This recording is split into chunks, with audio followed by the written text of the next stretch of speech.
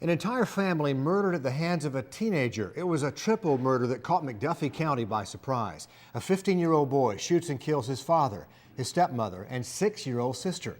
23 years later, it's a crime scene investigators still cannot get out of their minds. Now, barely more than 2 decades later, that killer is free, paroled after spending just 23 years behind bars. In this News 12 special assignment, Katie Beasley shows you it's a decision neither family members nor law enforcement support, and even more, a decision they were not even made aware of. Family members knew Eric Poole would be paroled one day, but they never thought it would be so soon, and they didn't realize it would bring all those feelings rushing back. There were 3 bodies inside: the body of Tony Poole, Janice Poole, his wife, and a daughter, Michelle. It was a cold-blooded murder that investigators say took time. 15-year-old Thompson freshman Eric Poole first shot his stepmother Janice while she was asleep, the unopened mail still lying next to her. Then hours later, he killed 6-year-old Michelle when she got home from school.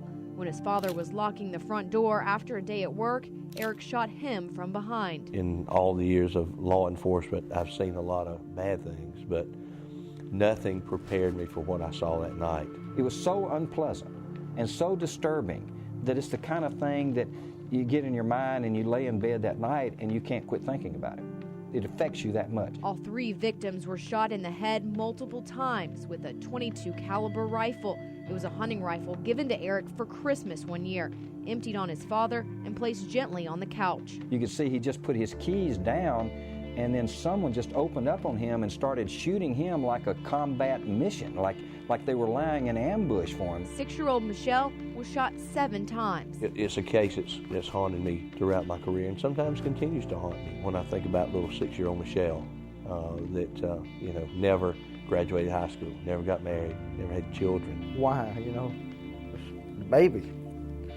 The mom and dad's bad enough, but why kill her? To see a little 6-year-old laying in the floor, blonde hair, but just matted and stained with her own blood. You keep going, why would anyone do this to this family? It's a question to this day people are still asking. When I got to the door, I saw that the glass was broken. Fred Wyndham found his brother-in-law's body 2 days after investigators say Eric shot them. First thing I thought of was burglary, because they were gone. The car was gone and no lights on. At first, everyone was worried about Eric and his safety. But then when news of a recent school suspension hit, he became a prime suspect. After killing his family, Eric spent the weekend with friends and was taken into custody outside of Atlanta, driving his father's car. My problem was with him, he never showed any remorse whatsoever. It never, it bothered him. I was told that he went out and partied the weekend, when this happened. Former GBI agent David Rush says although Eric never confessed to him, he did brag about the killings to other juvenile inmates. He was going around telling people things like, I've killed 3 people, I can kill 1 more. Eric eventually pleaded guilty to murder and was given 3 life sentences. But at the time, Georgia law only considered 2. My contention to them was, so we're like Kmart's now? You kill 2, you get 1 free? In 1987, there was no life without parole, and a life sentence was only 10 years. Today, it's 30. The law when Eric Poole was sentenced was simply 10 plus 10. This case and other cases like this is what ultimately led to life without parole. This March, after serving 23 years and 32 days behind bars, Eric went before a parole board and was released. This picture taken that day. He was supposed to pay for life, and I think life is when you die. According to the Department of Corrections, Eric is currently living in East Point, Georgia. That's near the Atlanta airport. I think the question on everyone's mind, why? Why did he do this? I talked with a lot of family members, a lot of investigators, and none of them know why. He told investigators he blacked out and just remembers hearing the gunshots. During sentencing, the judge asked him why he did it. Eric just sat there and gave no answer. Tonight on News 12 at 11, we take a closer look at the parole process and why no one seemed to be aware of his release. And we'll look forward to that report. Thank you, Katie, for that. It was a brutal murder. A 15-year-old guns down his family. A stepmother, a father, a 6-year-old sister killed in their own home.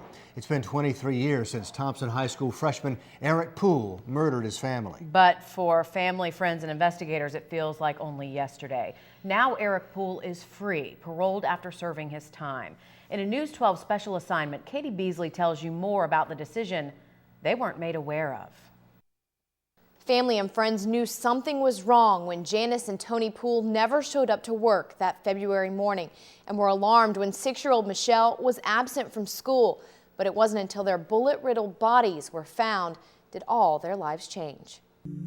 With its light blue shutters, it looks like the outside of an average 1987 home. But inside lies a gruesome crime scene. This is something we cannot forget, even though we would like to forget. And I don't like thinking about this case. I don't like reminding myself what I saw. We get a call saying there's a triple homicide.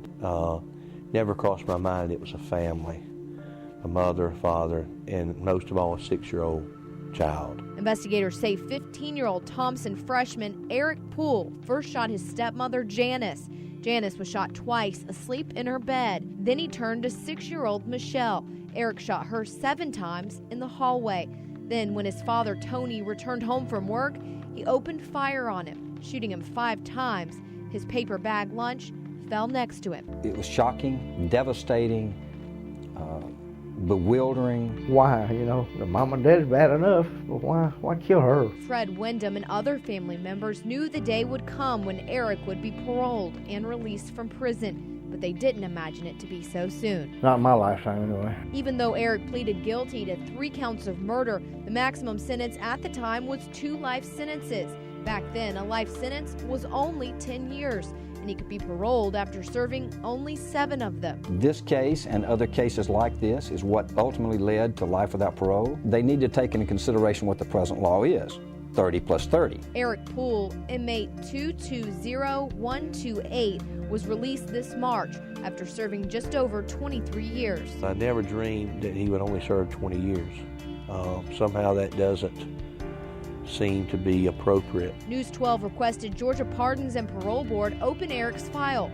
Eric had had no disciplinary action since 1998 and completed numerous self-help programs. He finished his GED behind bars and worked at a transitional center before being released. We also found that there were no letters in support for his release. I was pretty much shocked. It doesn't seem fair for the victim or the victims and their family. With technology changing over the years, no family member ever signed up for the Department of Corrections to notify them of changes in Eric's incarceration. But even though the family wasn't notified, Pardons and Parole says the district attorney must be. I didn't get anything. I was not notified by the Pardon and Parole Board. Neither was Sheriff Logan Marshall, a lead investigator 2 decades ago. Normally before the person are released, we'll normally get a sheet stating that on a particular date that they will be released, but we never received that. I don't think they told anybody. I don't blame the family at all for being just terribly upset and disgusted at the way it was handled. If that is the way things are done, something it needs to be changed for sure. Growing up a man behind bars, many wonder if that boy who killed his family all those years ago has changed. Do you think after 23 years he could still be a danger? I'm not going to say he can't be, because I still have a lot of questions in this case. I know what I saw, and anyone who would do that, I don't want to be around. I mean, I got to be honest with you. Did it 3 times. Why not? I hope he's changed. I hope he's turned his life around and can be a productive member of society now. And there'll be another judgment day for him. I would be very uneasy if he was my next door neighbor. The board says their job is to, quote, weigh punishment with rehabilitation and decide at what point enough is enough. This was Eric's 3rd time up for parole. He was denied in 1995 and again in 2002. At 38 years old, Eric is now living and working in East Point, Georgia.